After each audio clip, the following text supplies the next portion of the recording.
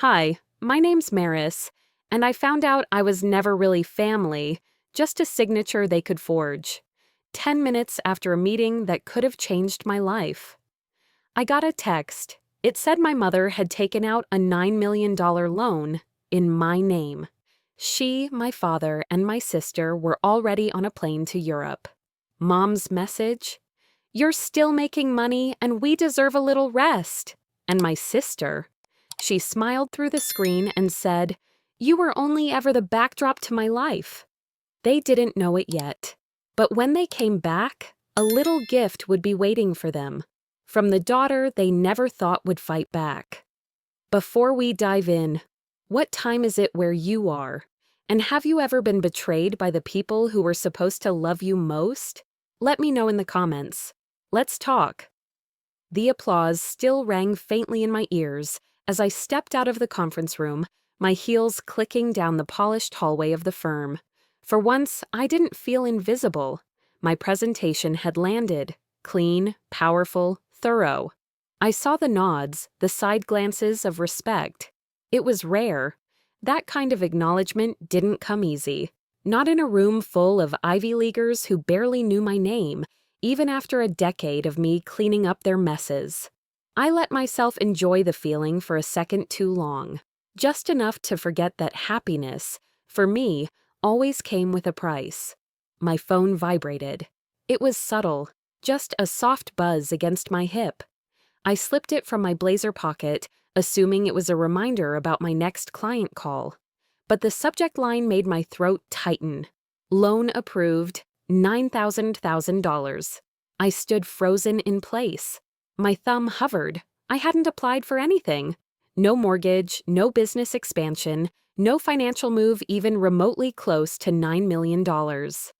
I opened the email. My name was on it. Maris Eleanor Drake, applicant. The co-signers, Vera Lansing, Howard Lansing, Cambria Lansing, my family. The hallway seemed to tilt. I leaned back against the wall, staring at the screen as if I'd read it wrong. But there it was, black and white, official. The money had been approved using my identity and credentials. I pushed off the wall and walked, trying to keep my pace steady. Anyone watching would have just seen a woman heading back to her office. But inside, I was unraveling. I got to my desk, shut the door, and opened the full document on my laptop. Pages loaded one by one. A luxury tour of Europe, first-class airfare, boutique hotels, private guides. They called it a family wellness tour. My credit had paid for spas in Austria, wine tastings in France, private yachts off the Amalfi Coast. Every invoice in my name. My credit line had been gutted. I tried to breathe. The room felt smaller by the second. I looked around at the certificates on my wall, the tidy stack of legal briefs on my desk. 10 years of doing everything right. And they'd used me like a card they didn't have to pay off. I dialed my mother. The phone rang once, twice. Then her voice, Sweetheart, how was your big meeting? Her voice was bright, as if she hadn't just committed felony-level fraud. Mom, I said, flat. Why is there a $9 million loan under my name? Oh, honey, relax, she laughed, like I'd asked why she bought too many candles. You're still making money, right? And we needed a little break. It's all temporary, just a family trip to recharge. I didn't respond. She kept going. Honestly, it's a good investment. Cambria's been lost lately. She needs to find herself. This'll help her reset. The phrase we deserve came next. She said it so casually it scraped against my teeth. I heard something. Rolling wheels. A zipper. The echo of airport announcements in the background. You're at the airport? I asked, the words barely getting out. There was a pause. Then a new voice, higher, sharper, more amused. Relax, Maris, Cambria said. You were always just the backdrop to my life anyway. And then the line went dead. I didn't scream. I didn't cry. I sat there, breathing shallow, staring at the traffic outside my window. Red brake lights stretched into the early Chicago dusk. My reflection stared back at me, hair neat, lips painted, jaw clenched.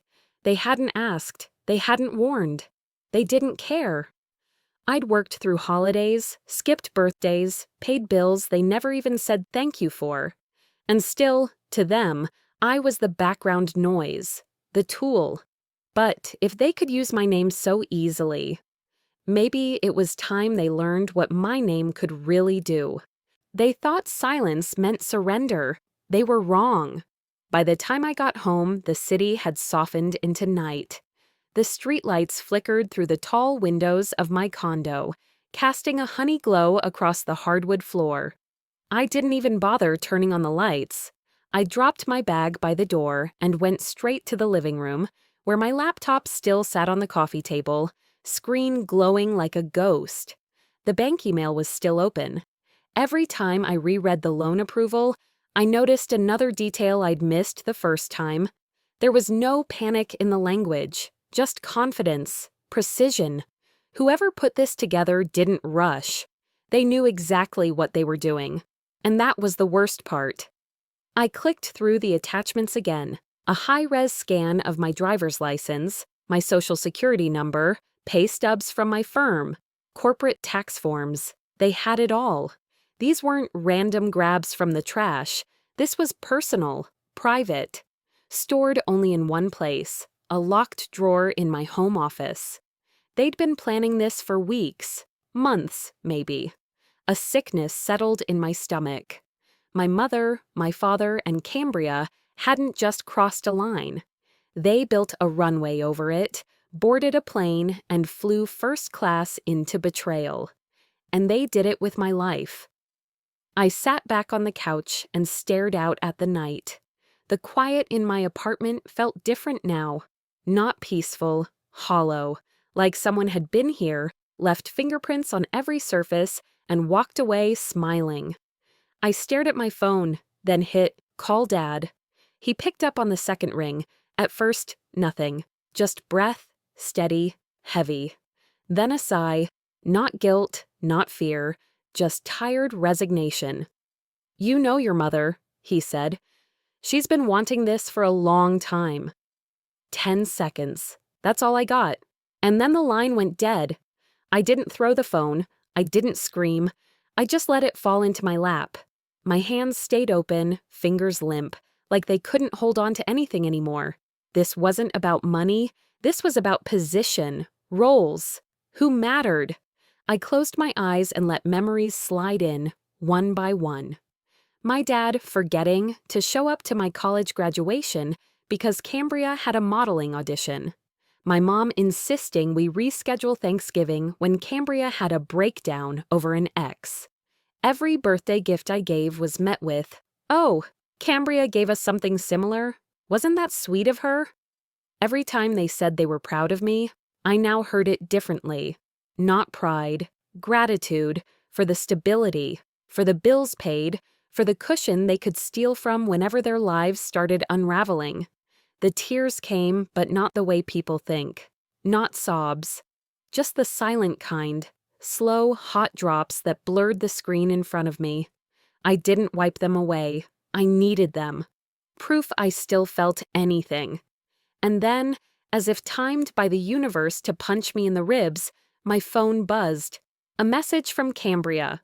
"Don't overreact. You've always been the stable one. Some people were meant to shine, others to support."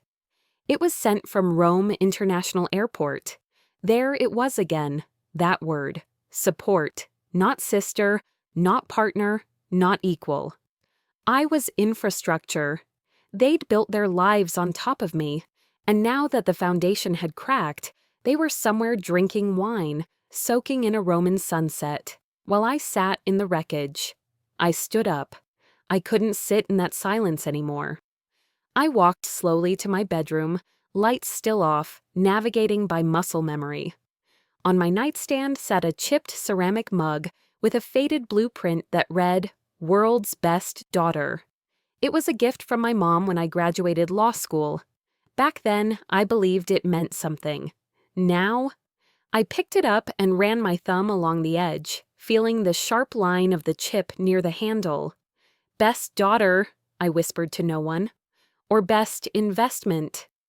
The screen on my phone lit up again, pulling me out of the moment. This time, it wasn't family. It was a new email. Subject, potential liability notice. Fraud investigation, Bank of America. Fraud debt. I opened it. One line leapt out and wrapped itself around my throat. Ms. Drake, as your name appears as the primary applicant, you may be held responsible for the full amount pending further investigation. They said I might be liable for the full amount. That sentence kept looping in my head like a broken tape. I'd closed my laptop hours ago, but it didn't matter. The words were burned behind my eyelids. I lay in bed, staring at the ceiling, watching the faint glow of the city leak through the blinds. The light flickered once, then steadied, just enough to reveal the stack of papers on my nightstand, the bank notice sitting on top. Sleep wasn't even an option. My hands wouldn't stop trembling, not from fear, but from something colder, a kind of disbelief that settles deep into your bones. I reached over and pulled open the drawer beside the bed.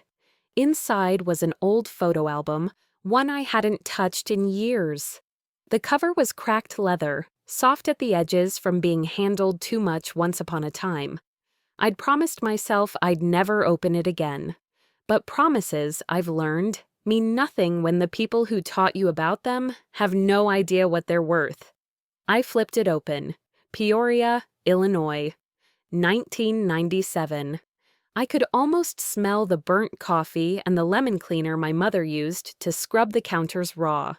I was 16, old enough to understand that family meant bills stacked higher than groceries, and a father whose eyes always looked somewhere else. That night, I sat at the kitchen table, pencil in hand, trying to make sense of numbers that never added up.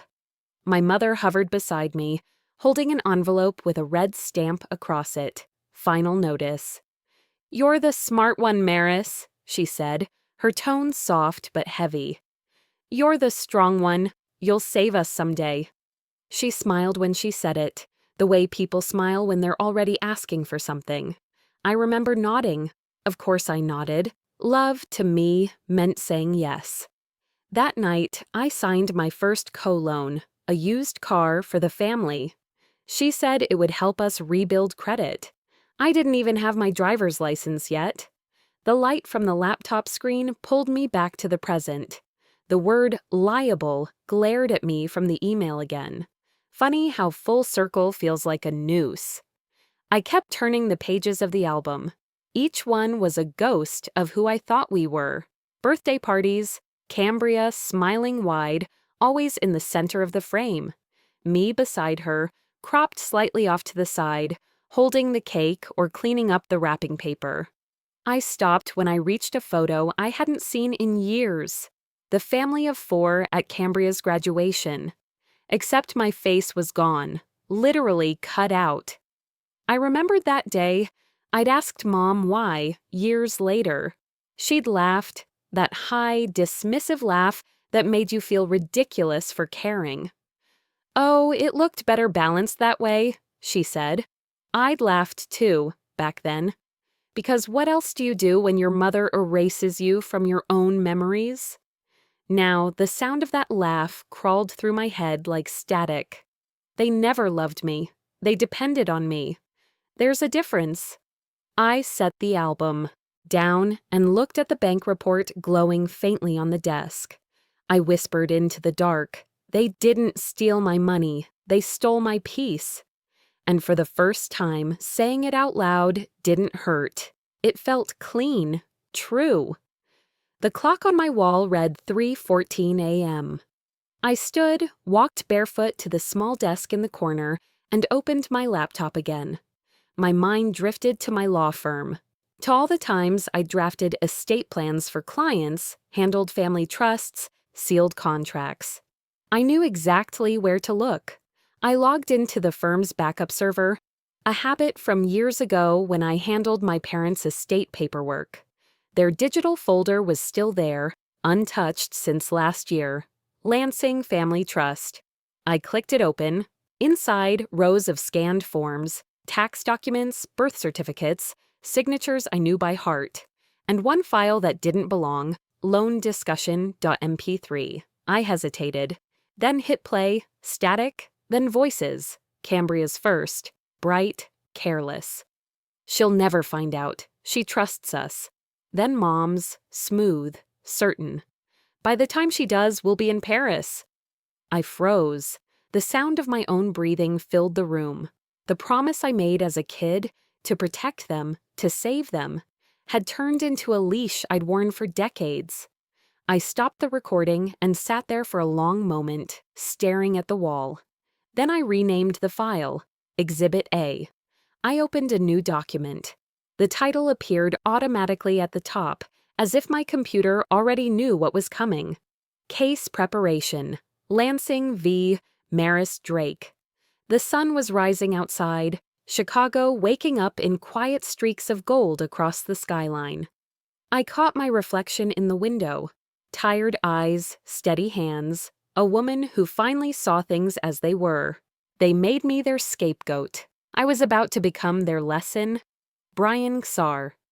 The sun had just started to lift above the city skyline when I stood outside First Federal Bank, watching my reflection in the massive glass doors. I looked like someone going to war in a tailored navy coat. No one would know the storm inside me, not the security guard who opened the door with a smile, not the receptionist who offered me bottled water, and certainly not Mr. Keating, the loan officer, who greeted me with the kind of nervous energy you can smell before you see it. "Ms. Drake," he said, trying to straighten his tie. "I wasn't expecting—" "You should have been," I cut in, stepping past him. The conference room was cold, sterile. A thick pane of glass overlooked the city, but I didn't care about the view. I cared about evidence, facts, the truth buried beneath other people's versions of it. He placed a folder in front of me, then adjusted it like it might matter how straight it sat. "It looked legitimate," he said, voice faltering. Signatures matched. ID was real. There were pay stubs. Even the employment letter, everything matched. I flipped open the folder. Sure enough, there it was. My name, my signature, flawless but fake. My firm's logo, my social security number, even the email template we used for client verification. They had copied it all, word for word. "Do you verify this stuff, Mr. Keating?" I asked without looking up. "Or do you just take the word of anyone who walks in with a nice purse and a steady voice?" He looked down. I followed protocol. I pulled out a small notebook and clicked my pen slowly, like a metronome of control. "Then let me be clear. I'm a corporate attorney. I know the law.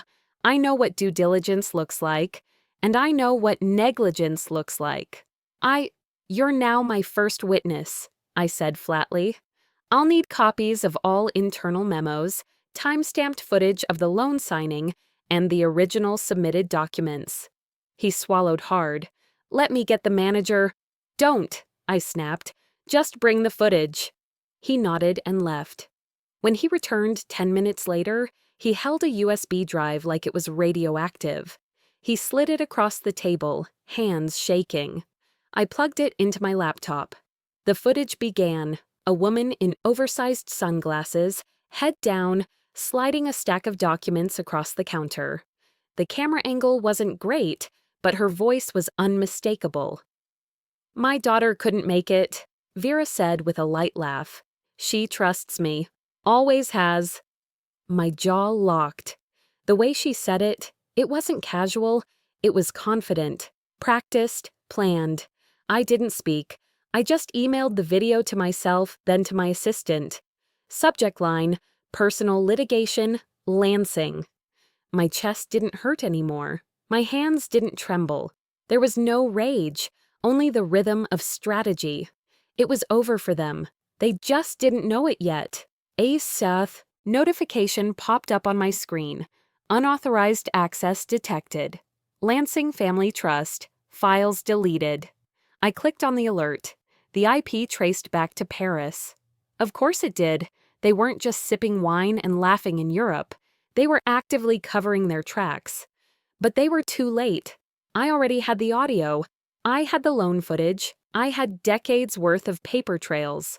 I even had the torn photograph. Every scar was now a receipt. Every betrayal logged and backed up. I stood, closed the laptop, and turned to Mr. Keating. You'll be hearing from my firm, or maybe from me directly. Depends on how generous I'm feeling. His face went pale. I walked out, heels striking marble like a gavel. The city had changed somehow. Or maybe I had. Same buildings, same air, but I was taller now. Even the wind didn't push as hard. Outside, I paused and pulled out my phone. I typed slowly, carefully. Text to Cambria. Enjoy, Paris. You'll love what's waiting when you get back. Read. No reply. Didn't matter. I wasn't doing this for closure or justice. I was doing it to reclaim my name. As I crossed the street, I didn't feel angry. I felt clean, purposeful. They thought I'd stay broken. They thought I'd stay quiet. But I didn't need revenge yet. I needed preparation. And so I vanished. 2 days slipped by in near total quiet, like the city was holding its breath just as I was.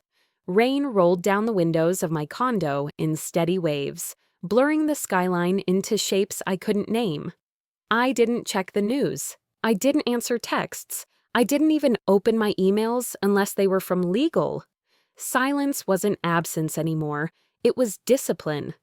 And in that stillness, I started sharpening every part of myself they'd tried to dull.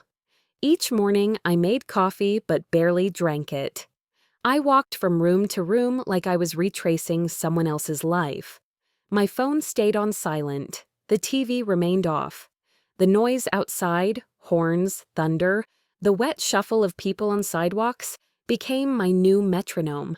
I let the sound of rain replace the sound of their voices. On the second morning, I went into work. No one asked where I'd been, but they looked up when I walked through the door. Heads dipped, whispers followed, a few kind smiles, some concerned glances. My assistant Nolan stood from his desk the second he saw me. "You okay?" he asked softly, holding a folder I hadn't requested. I didn't lie. I didn't deflect. "I'm working on something personal," I told him. Then I took the folder and walked to my office without another word. Inside, I shut the door and dropped my coat over the chair. The rain followed me, tapping at the windows, relentless. My desk was clean, just how I'd left it.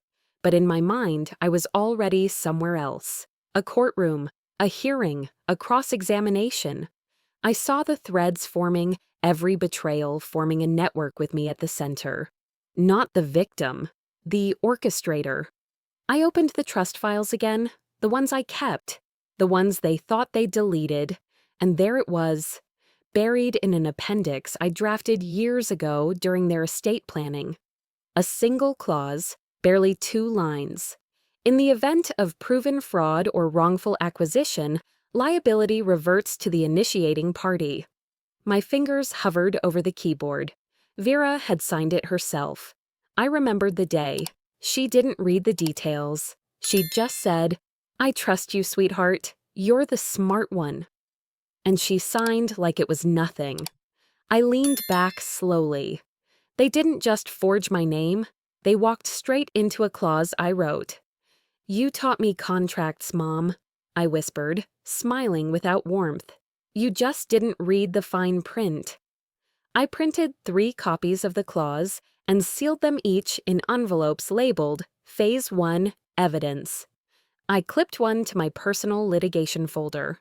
Another went into a fireproof safe in my condo. The third, I locked in my office drawer. Then I walked to the whiteboard behind my desk and started writing. At the top, debt. Underneath, I pinned photos. Vera, Howard, Cambria. I drew red lines between them, and back to me. I stood back and stared, no emotion, just architecture. The room was silent. except for the downpour. Outside, each raindrop sounded like a warning. That afternoon, my phone rang. Blocked number. I hesitated before answering. A woman's voice, low and breathless, barely more than a whisper. They're talking about transferring the loan. Offshore. They think you won't fight. I didn't move. Who is this? A pause, a rustle, then, someone who's tired of watching them win. Click. The line went dead. I stared at the screen. No trace of the call, no voicemail, nothing. But that voice, it knew things. I stood still for a long time. Then I walked to the window and pressed my palm against the cold glass.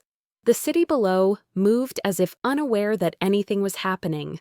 People still running across streets. Taxi drivers honking at nothing. Coffee cups held against chins. Life went on. But mine was being rewritten. I closed my eyes and said it out loud for the first time. Silence isn't surrender. It's strategy. That night, I deleted every social media account. No more photos, no digital trail, no updates, no likes, no stories. Then I transferred every cent I had into a private trust under a new holding name, legally shielded.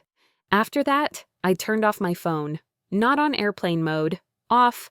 I wasn't hiding, I was preparing. Because by the time they called again, I wasn't their daughter anymore. I was sitting at my kitchen window, legs curled under me, staring at the overcast sky as if it owed me something. The coffee in my mug had long gone cold. I didn't warm it. I wasn't looking for comfort anymore. The phone rang, an international number. I didn't have to guess. I let it ring once, twice, 3 times. Then I picked up. "Sweetheart," my mother's voice chirped through the speaker, too bright, too familiar. "We're in Madrid. You won't believe the view. There's a cathedral right outside our window. It's breathtaking." I didn't respond. There was a pause, the kind of silence that usually fills a room when someone realizes they've stepped into the wrong conversation. "Maris," she tried again, stretching my name like a question she already didn't like the answer to. "I saw the loan agreement," I said, my voice flat. She gave a light laugh, the one she always used when she wanted to pretend things weren't serious. "Oh, that? It's nothing. Just a bit of financial shuffling. Temporary, I promise. You'll be fine. You forged my signature." There was a brief crackle on the line, and then I heard Cambria's voice in the background. "It's not like she uses all that money anyway. Maris, you never even take vacations. You don't live." I gripped the phone so tightly my knuckles whitened. I took a slow breath in, switched the call to speaker, and pressed record on my second phone, an old habit from depositions. The blinking red dot began capturing every word.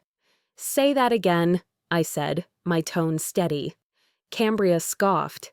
"You've always been so dramatic.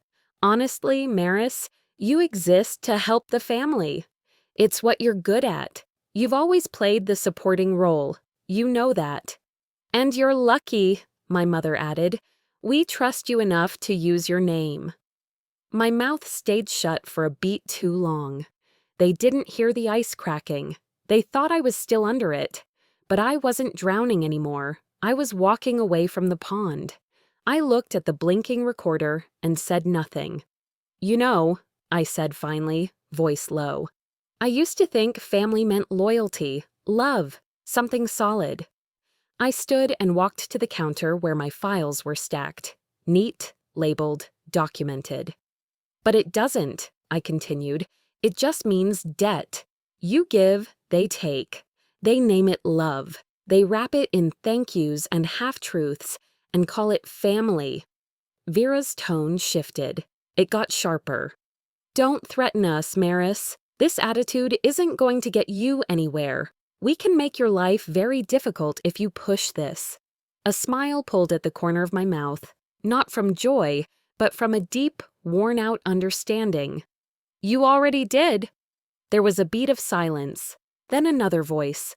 One I hadn't heard since that 10-second phone call. My father. "Enough, Vera," he said. "She's recording this." The silence that followed could have cracked. Glass. No more laughter, no more performance. Just the sound of air moving. From Madrid to Chicago and back. I didn't bother replying. I ended the call. No dramatic sign-off, no lecture, no warning, just a tap of the screen. I stared at my reflection in the black mirror of my phone. Then I walked back to my desk and opened my laptop. The rain had started again outside, steady, honest. It didn't pretend to be anything else. I attached the audio file to an email addressed to my lawyer. Subject: for future use, fraud evidence. I hit send. Then I whispered, just to myself. Not angry, not even bitter. Just clear. "You wanted control. I'll give you consequences." I closed the laptop and leaned back in the chair. There was no victory in that moment, only certainty. And in war, certainty is the first move. The first move of war isn't attack, it's exposure. And sometimes exposure begins with going backward, not to retreat, but to reclaim. 2 mornings after the call from Madrid, I was behind the wheel again. This time heading toward a town I'd sworn never to see again. Peoria. The street names hadn't changed, though they felt smaller now, like everything that once loomed over me was just shrinking in my rearview mirror. The sun hadn't risen yet, not fully. The sky was a wash of pale gray, the kind that always reminded me of the first day of school. Cool air, wet grass, a silence that wasn't peace, just pause. I turned onto Millstone Drive and slowed as I reached the house. The for sale sign was staked crookedly in the yard, rocking gently with the wind. The paint on the shutters had peeled. The same crack ran down the front steps like a wrinkle no one had bothered to hide. I sat there for a moment, engine humming, before I stepped out. My heels sank into the damp lawn. The front door wasn't locked. Of course it wasn't. Inside, time stood still. Or maybe it had just stopped trying. The air smelled like forgotten books and basement carpet. I shut the door behind me, the sound echoing through the stillness. Dust motes floated in the light slipping through the blinds. The furniture was gone, but the echoes remained. The floor creaked in the same spots. The hallway walls still bore the faint pencil marks of childhood. Cambria's growth chart etched neatly every birthday. Mine was gone, scrubbed out, as if I'd never grown at all. I touched the blank space where my name used to be. "Even the walls learned to forget me," I murmured. Upstairs, everything was just as empty, but it was the attic I was drawn to. I hadn't been up there since I was 17, the night before I left for college. The night I told myself I was never coming back. The ladder groaned as I climbed, the kind of sound that belonged in old houses and haunted ones. The attic was cold and dim, with boxes stacked like tombstones. Most were labeled by year. Christmas '98, taxes 2003. But one caught my eye, a plain cardboard box shoved in the corner. A thick strip of black marker across the top read, "Private, do not open." So, naturally, I opened it. The first thing I saw was a folder with my name on it. Inside, copies of my Social Security card, W-2 forms, loan applications I'd never filled out. Pages of financial documents, all in my name, all signed, forged, neat little lies. And beneath them, a note, handwritten in my mother's loopy cursive. "If anything happens, Maris can handle it. She always does." My breath caught, not from surprise, but confirmation. This wasn't a desperate act. It had been the plan all along. I wasn't their daughter. I was their contingency, their insurance policy, a walking buffer between their recklessness and the consequences. I sat down on the attic floor, knees pulled in, the folder resting across my lap. Papers spilled, out like secrets no one had meant for me to find. But they had left it here. On purpose? By accident? It didn't matter. They'd prepared this like a storm shelter, just in case. And I was the shelter. A cold calm settled over me. Not numbness, not anymore. This was clarity, pure and sharp. I started to repack the folder when I felt something odd beneath the bottom flap of the box. The cardboard wasn't flat. I peeled it back and found another envelope, yellowed, sealed. Inside, a will, notarized, dated 3 years ago. I flipped through it, my father's signature, my mother's handwriting in the margin. Everything, every asset, every account, left to Cambria, except one clause, tucked in the fine print. If either daughter contests the estate, full financial audits of all family accounts must be submitted to probate court. My lips curled. Not into a smile, exactly. More like the first inhale before a laugh that never comes. Perfect, I whispered. Because I didn't need what was in the will. I needed what contesting it would unlock. Bank records, transfers, the trail of misused identity. Every breadcrumb they thought they'd swept away. I slid the will into the folder, locked it in my briefcase, and rose slowly to my feet. The attic was still. No ghosts, no drama. Just truth. Thick, heavy truth that filled the air. Downstairs again, I stood by the front window looking out over the cracked driveway and the fading hydrangeas. This house raised me in silence. It taught me not to speak unless spoken to nod instead of argue, to sacrifice instead of ask. But now it gave me what I needed. This house didn't break me. It built the weapon they'll regret creating. I left Peoria at dawn, the briefcase buckled shut beside me on the passenger seat, its contents cold and precise. The city unrolled before me like an old map I no longer needed. Chicago was wet again, a familiar, restless rain that seemed to mirror the rhythm in my chest. By 6:30 that evening, I was parked across from the family home. The taxi pulled up 10 minutes later, its headlights slicing through the drizzle. I stood beneath a black umbrella, just far enough to make them notice. My mother stepped out first, her heels clicking against the wet sidewalk, designer scarf still knotted with European flair. My father followed, grunting as he hoisted their luggage from the trunk. Clearly irritated, the rain didn't stop for their return. Then came my sister, dragging a Louis Vuitton roller and a rolling eye. "You didn't need to come," she muttered, her voice laced with that familiar, effortless cruelty. I smiled, thin, controlled. I did. Inside, the house was warm but sterile. The scent of expensive perfume hung in the air, clashing with mildew tucked deep into the corners. Nothing had changed, except me. Vera settled into her usual chair in the living room, crossing her legs like she was preparing for a magazine shoot. "You made things complicated, Maris," she said, voice too calm. "The bank called, and lawyers too." "They called," I replied, sliding my umbrella closed, "because you forged my name." She waved her hand in the air as if swatting away a rumor. "It's all just paperwork. You know that. Family helps family." "No," I said, settling into the armchair across from her. "Parasites drain hosts." Her smile slipped. My sister dropped her bag with a thud, arms folded like a teenager who got caught sneaking out. My father stood quietly by the door, keys still in hand. I placed the folder on the coffee table with a quiet click that echoed more than it should have. One by one, I laid them out. The Madrid recording, the loan office footage, the trust clause, the notarized will. I didn't need to say a word.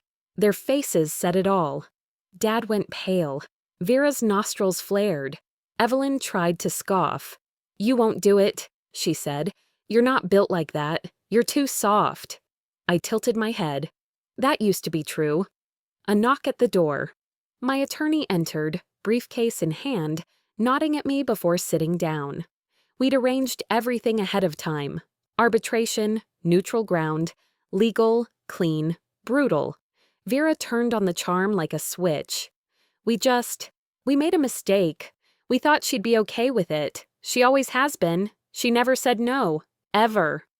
I was raised to believe saying no was betrayal, I said evenly. Turns out silence is just surrender in a prettier dress. Evelyn rolled her eyes again, but said nothing. Let's proceed, my lawyer said. The next 40 minutes passed like glass cracking.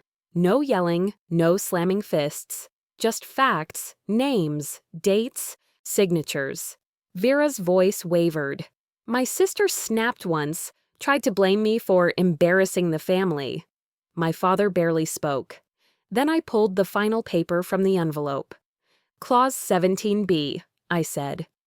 In the event of fraudulent activity, full liability and financial burden reverts to the initiating party. Signed by you, Mother. My lawyer passed it to the arbitrator. He read it aloud, slowly, and set it on the table like a gavel. I turned to them, all three. You wanted to live off my name. Now you'll pay for it. In yours. For the first time, Vera didn't have a retort. She just stared. Evelyn's arms dropped to her sides, mouth slightly open. My father closed his eyes and leaned back against the wall, like he finally realized there was no safe corner left to stand in. I stood. You'll hear from the firm once the judgment's filed, I said, already turning toward the door. I won't be needing anything else from this house, or from you. Outside, the rain hadn't stopped, but it felt different, like it wasn't washing me clean so much as carrying everything unnecessary away. I stood still for a moment on the porch, umbrella untouched, letting the drops fall across my face. That was the gift, I whispered to no one. This wasn't revenge, this was release. And I wasn't afraid of silence anymore. It had been 7 days since I walked out of that arbitration room and didn't look back. 7 days since I laid down every proof, every signature, every cold truth, and left them to face what they'd created. I didn't need to win. I just needed them to stop thinking they had the right to define me. Now it was just before sunrise. The sky over Lake Michigan had barely begun to shift. That pale blue hush. It reminded me of when I was a child, sneaking out onto the porch before anyone woke, just to listen to the world breathe. I sat by the window, wrapped in a soft gray robe, holding a mug of tea that had gone cold a while ago. My laptop screen glowed softly in the half-dark. The subject line in my inbox read simply, "Case closed." The email was short, clipped, final. Full liability transferred, no appeal filed, funds frozen, you are clear. That was it. I didn't smile, I didn't cry. I just let my shoulders drop, a release I hadn't known I'd been holding. I walked over to my desk and opened the drawer. The photo was still there, the same one I'd stared at weeks ago, the same one I found in a box, chopped clean across where my face once was. Only now I didn't hide it. I picked up the new frame I'd bought, sleek, simple, and slid the photo inside, still missing my image, still missing their warmth. But I didn't mind. Let them keep the old story, I said aloud, setting it beside the stack of legal folders. I've started a new one. The silence in the condo wasn't empty anymore. It was full of space, of breath, of the life I had built outside their shadow. Later that morning, a courier would arrive at their house. Inside the small wrapped box would be my last act, my final word. A framed check, $9 million, not real funds, symbolic. On the memo line, one sentence in neat handwriting, debt settled, in full and in spirit. And below it, a photo of me as a child, maybe 7 years old, missing front teeth and grinning, arms stretched out in some forgotten joy. A version of me they never saw, never truly knew, because she hadn't yet learned to disappear to keep them happy. Let them sit with that. The estate audit came through quietly. Turns out my sister's name had already been struck from the latest will. My mother must have changed it before everything fell apart, maybe in a moment of panic, maybe control. Either way, it didn't matter anymore. The assets, frozen. The trust, under review. I signed a release form, not to claim any of it, but to redirect whatever was left to a scholarship under my mother's maiden name. Her name, not mine. That was the part that surprised me. Not that I wanted justice, but that I didn't want revenge. I wanted closure, a clean line, something that ended with me stepping forward, not dragging their damage behind me. I opened the windows, for the first time in what felt like years. The wind carried lake air, salt and quiet. Seagulls cried in the distance. The city was still mostly asleep. No horns, no noise, just stillness that didn't feel lonely anymore.